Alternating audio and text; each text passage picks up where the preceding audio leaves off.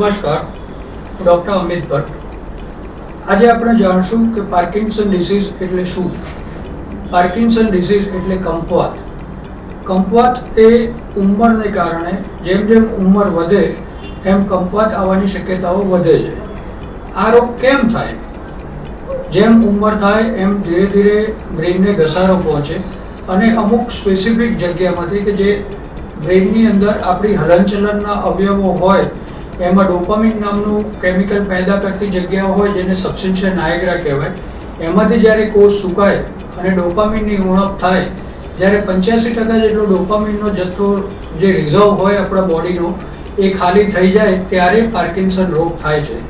Parkinson ડિસીઝના main લક્ષણોમાં કંપવાત એટલે કાં તો શરીરના એક બાજુ હાથમાં, પગમાં કે મોઢા ઉપર ધ્રુજારી આવી, ચાલવામાં સંતુલન ગુમાવવું, બેલેન્સ જવું, અથવા તો શરીરના કોઈ બી એક ભાગમાં કડકપણું હોવો, હાથમાં અથવા પગમાં અથવા શરીરના મધ્ય ભાગમાં।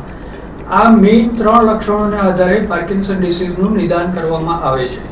પાર્કિન્સન ડિસીઝના નિદાનમાં ઘણી વખત ક્યારેક MRI બ્રેઇન, પેટ સ્કેન અથવા તો ટ્રોડાટ સ્કેનની બી જરૂર પડે છે, પરંતુ જો પાર્કિન્સન ડિસીઝને સમયસર એનું નિદાન કરવામાં આવે અને યોગ્ય રીતે દવાઓ તથા કસરતના સંયોજનથી ટ્રીટ કરવામાં આવે તો દર્દી ચોક્કસપણે સારી જિંદગી જીવી શકે છે। એટલે માટે હું સલાહ એ જ આપીશ કે જો તમને ધ્રુજારી, કડકપણું કે ચાલવામાં બેલેન્સનો ઇસ્યુ થાય તો તરત જ તમે નજીકના ડૉક્ટરને બતાવી તેનું યોગ્ય નિદાન કરી વ્યવસ્થિત દવાઓ લઈ અને કસરત કરો તો આ રોગમાં તમે જિંદગી સારામાં સારી જીવી શકો છો।